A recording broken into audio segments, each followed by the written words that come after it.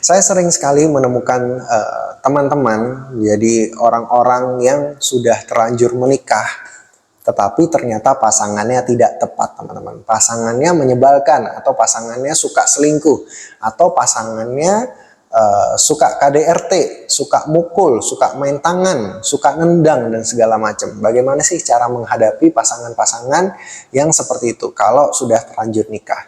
Jadi hal ini sering sekali saya temukan ya teman-teman. Mungkin pada saat kalian muda, kalian pacaran, kalian merasa bahwa pernikahan itu adalah sebuah hal yang sangat menyenangkan, sebuah hal yang bisa dibilang new chapter gitu dari hidup. Dan saya yang biasanya mungkin saya males di keluarga saya karena saya ngerasa gini. Saya mencoba untuk bangun keluarga saya sendiri. Saya berharap bahwa saya menemukan orang yang tepat gitu. Wah, ini rasanya kayak orang ini manis ya, orang ini cantik ya, orang ini ganteng ya. Oh, sikapnya baik ya, kayak gitu waktu pacaran. Setelah menikah ternyata masa promosinya habis. Setelah menikah baru kelihatan aslinya. Mungkin dia suka mukul, mungkin dia suka selingkuh, mungkin dia berbuat kasar, berkata-kata kasar, kayak gitu teman-teman. Jadi bagaimana cara kita menghadapi pasangan yang seperti itu teman-teman. Jadi bagi kalian yang cowok nih, jadi saya berbicara yang cowok dulu baru yang cewek ya. Kalau misalnya kalian punya pasangan yang cewek, kalau misalnya kalian punya pasangan, istri kalian itu suka selingkuh, suka main tangan, kayak gitu. Cara menghadapinya adalah kalian harus bersabar. Jadi kesabaran itu adalah kunci utama bagi seorang pria, teman-teman. Yang pertama adalah sabar. Nah, sabar itu kalian lakukan ke dalam. Nah, jadi sabar itu ke dalam, masuk ke dalam. Jadi di dalam hati kalian harus sabar. Tapi untuk outputnya, untuk keluar, kalian harus tegas. Nah, saya sering kali menemukan banyak suami-suami yang mau aja dipermainkan oleh istrinya karena ke dalam sabar, keluar sabar. Nah, akhirnya istrinya tahu suaminya yang sabar-sabar, makin ngegas kayak gitu, makin menjadi-jadi kayak gitu teman-teman. Jadi seorang suami seharusnya ke dalam sabar tapi keluar itu sangat tegas. Nah, tegas itu tidak harus kasar, tegas itu tidak harus marah-marah, tegas itu tidak harus berbuat sesuatu yang merugikan orang lain teman-teman. Jadi artian tegas itu adalah berkomitmen antara hati, pikiran, dan mulut teman-teman. Ketika kita berbicara A dan itu harus benar-benar dilakukan. Dan kalau tidak dilakukan harus ada konsekuensinya. Contoh ketegasan. Misal saya menemukan istri saya misalnya selingkuh. Lalu apa yang harus saya lakukan? Saya berkomitmen dengan istri misalnya. Kalau misalnya saya temukan selingkuh lagi, maka Anda harus terima komitmennya. Apa komitmen yang kita sepakati bersama? Misalnya komitmennya misalnya saya berjanji akan berpisah maka anak ikut saya, contohnya kayak gitu ya teman-teman. Jadi kalau misalnya dia benar-benar melakukan hal yang sama, berarti kita harus jalani komitmen itu. Kebanyakan laki-laki yang tidak bisa berkomitmen, yang dilihat tidak berkomitmen oleh istrinya, maka istrinya tidak akan menghormati laki-laki tersebut, sehingga apa, istrinya bisa berbuat seenaknya sendiri teman-teman, karena tahu paling suami ngancam doang, kayak ngancam doang gitu, akhirnya tetap melakukan hal yang sama gitu. Tapi kalau misalnya suami punya ketegasan, punya komitmen, setiap dia ngomong A, yang dikerjakan selalu A, maka istri akan takut. Jadi kayak misalnya kalian masih pacaran nih, kalian punya komitmen. Contohnya sebagai seorang laki-laki kalian punya komitmen. Kalau misalnya kita punya masalah, sekali ada yang bilang putus, maka saya tidak akan pernah kembali dan saya tidak akan pernah kenal Anda lagi. Wah, kayak gitu. Jadi kalau misalnya Anda punya komitmen seperti itu sebagai pria yang punya pendirian, maka si wanita tadi akan berpikir dua kali kalau misalnya dia ingin melakukan kesalahan. Tapi kalau misalnya Anda dilihat sebagai pria yang tidak tegas, tidak memiliki komitmen, maka sang wanita akan merasa bahwa wanita kan lebih ke perasaan ya daripada logika teman-teman. Dia akan merasa bahwa nggak apa-apa, paling ini nanti aku dimaafkan, paling dia juga nggak bisa hidup tanpa aku, kayak gitu teman-teman. Jadi Sebagai seorang laki-laki, cara menghadapinya, kalian harus punya prinsip yang tegas, komitmen yang tegas. Tegas tidak harus kasar. Sekali lagi, tegas tidak harus kasar. Tapi kalian harus punya prinsip-prinsip yang bisa kalian pertahankan di dalam hidup kalian, teman-teman. Jadi ke dalam kalian harus tetap sabar, kalian harus terima, kalian harus ikhlas. Tetapi outputnya kalian harus sangat-sangat tegas sebagai seorang laki-laki. Nah, itu sebagai seorang laki-laki ya cara menghadapinya. Jadi kalau misalnya kalian udah komitmen A, ada yang melanggar, maka kita jalankan sama-sama. Komitmennya apa? Misalnya kalau misalnya dia selingkuh, ya udah kita pisah dan tidak ada namanya nafkah setelah cerai. Anak-anak ikut saya, misalnya bikin komitmen gitu. Jadi kalau membuat komitmen, ya pasti yang diuntungkan harus yang benar, jangan yang diuntungkan yang salah. Nah, itu repot tuh. Kalau misalnya bikin komitmen, misalnya yang cerai, anaknya ikut yang cerai, habis itu kasih nafkah lagi, wah senang dia, tambah selingkuh gitu nanti. Gitu ya teman-teman. Sebagai seorang pria, kalau misalnya sebagai seorang wanita, kebetulan saya juga mengalami pengalaman yang sangat luar biasa. Ibu saya juga adalah orang yang sangat luar biasa, struggle di dalam rumah tangga. Jadi saya sangat tahu bagaimana cara wanita menghadapi rumah tangga yang berantakan, teman-teman. Jadi saya juga punya beberapa teman-teman yang rumah tangganya kurang baik juga, yang suaminya mungkin kasar juga, suka main perempuan juga. Itu banyak, teman-teman. Nah, jadi beberapa dari mereka itu mereka bertahan. Kenapa bertahan? Karena mereka merasa bahwa mereka tidak bisa hidup tanpa suami mereka.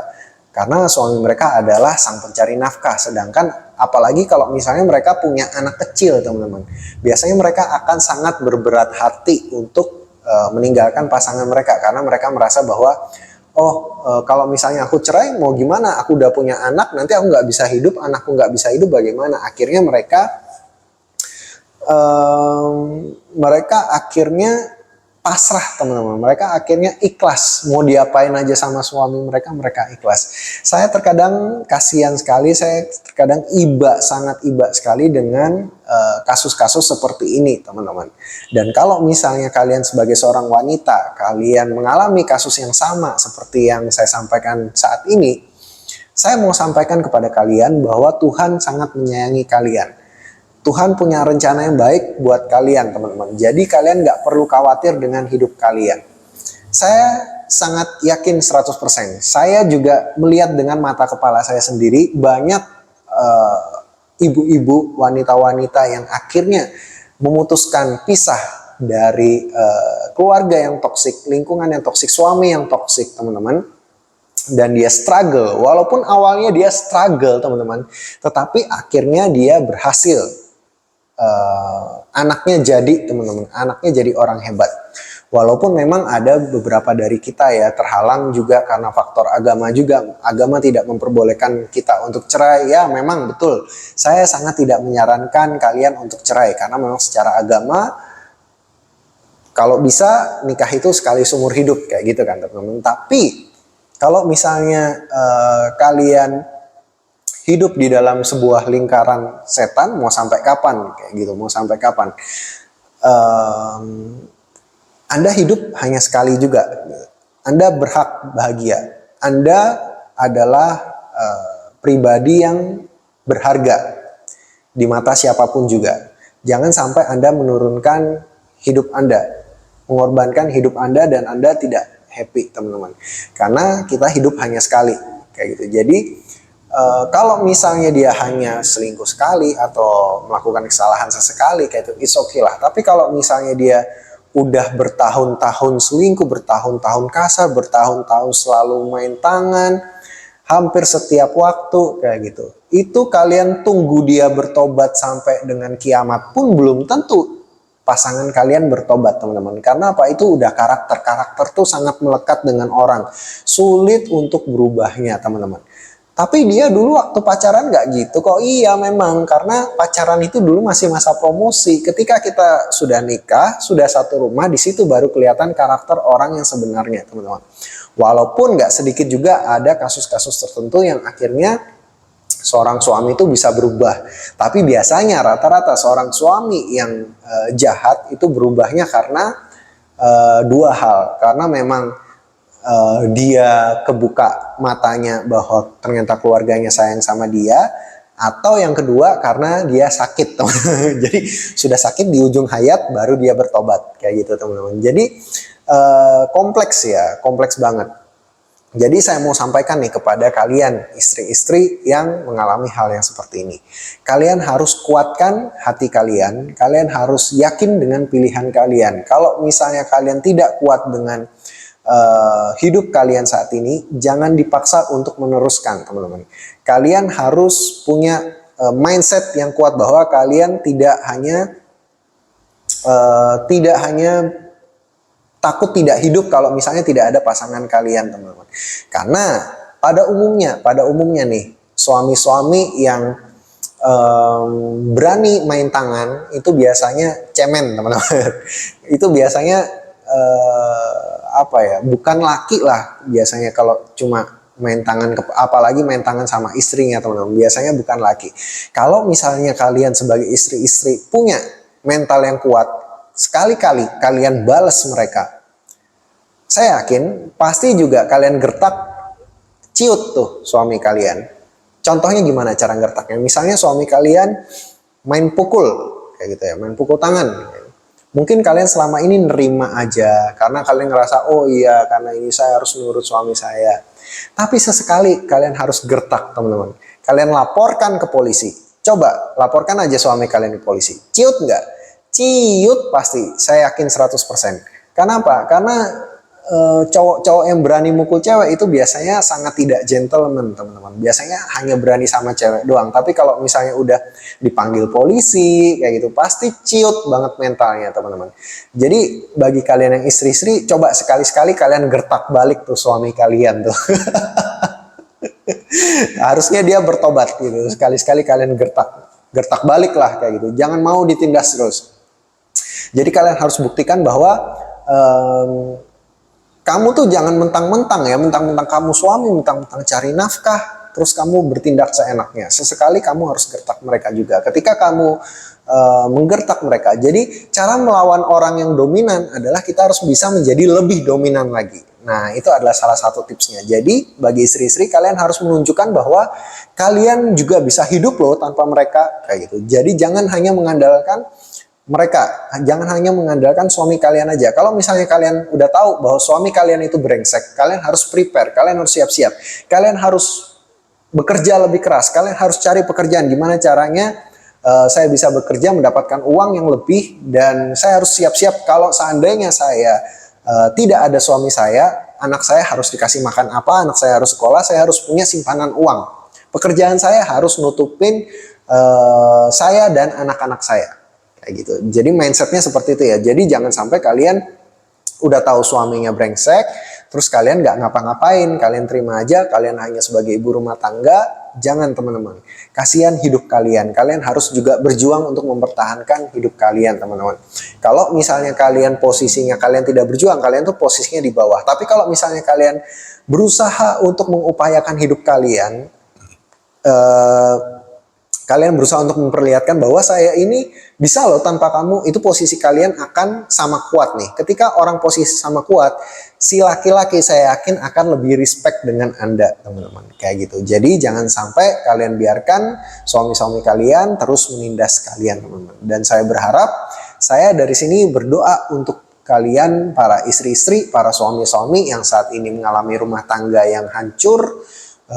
Saya harap pasangan kalian bisa bertobat. Dan bagi kalian yang nonton, kalau misalnya kalian pelakunya nih, bukan korban, kalian pelakunya nih, yang suka selingkuh, yang suka melakukan kekerasan kepada pasangan kalian, saat ini kalau misalnya kalian nonton video ini, bertobatlah. Kenapa? Karena kalian punya anak, teman-teman. Ingat, karma itu ada. Kalau misalnya kalian bapak-bapak, kalian punya anak perempuan, mau nggak anak perempuan kalian dikasarin? Mau nggak anak perempuan kalian dipermainkan hatinya kayak gitu sama pasangannya nanti suatu saat? Pasti kalian nggak mau kan? Kalian juga kalau misalnya yang istri-istri, kalau misalnya kalian punya anak nanti, anak perempuan kalian, anak laki-laki kalian diselingkuhin, mau nggak kalian kayak gitu? Ingat, karma itu ada, teman-teman. Dosa itu ada teman-teman. Jadi jangan sampai anak-anak kita menanggung. Apalagi setiap hal yang kita lakukan di dalam rumah tangga itu anak-anak itu melihat, mempelajari, dan itu menjadi karakter buat anak-anak kita. Saya sering sekali melihat anak-anak muda teman-teman yang bermasalah di dalam rumah tangganya, yang bermasalah bapaknya sering kasar kayak gitu ya teman-teman. Pada akhirnya anak itu jadi kasar juga teman-teman, tanpa dia sadari. Padahal dia tuh nggak suka sama bapaknya, padahal dia tuh benci sama bapaknya karena bapaknya kasar. Tapi tanpa sadar dia melakukan hal yang sama seperti bapaknya teman-teman. Kalian mau anak kalian menjadi sama seperti kalian? Jadi semoga kalian yang menonton video ini bisa terbuka hatinya, kalian bisa menyayangi lagi pasangan kalian, kalian bisa mikirkan lagi janji komitmen kalian pada saat kalian menikah, dan kalian bisa menyayangi keluarga kalian. Gimana pun, apapun kurangnya, keluarga kalian itu adalah pasangan kalian yang sudah kalian pilih teman-teman, yang sudah menerima kalian dahulu kala, yang sudah menerima kalian mungkin pada saat kalian tidak punya apa-apa teman-teman. Jadi hargailah pasangan kalian sebisa mungkin mumpung dia masih ada teman-teman. Jangan sampai kalau misalnya pasangan kalian sudah tidak ada, kalian dulu berbuat kasar, kalian dulu berbuat jahat, dan kalian akan menyesalinya suatu saat nanti. Itu akan menjadi penyesalan seumur hidup kalian teman-teman. Kalau misalnya kalian belum sempat mengucapkan maaf, tetapi ternyata pasangan kalian sudah tidak ada atau telah meninggalkan kalian, maka itu akan menjadi suatu penyesalan yang sangat dalam seumur hidup kalian. Oke, mungkin sekian dulu sharing saya kali ini. Saya Joshua Hovian. Sampai jumpa lagi.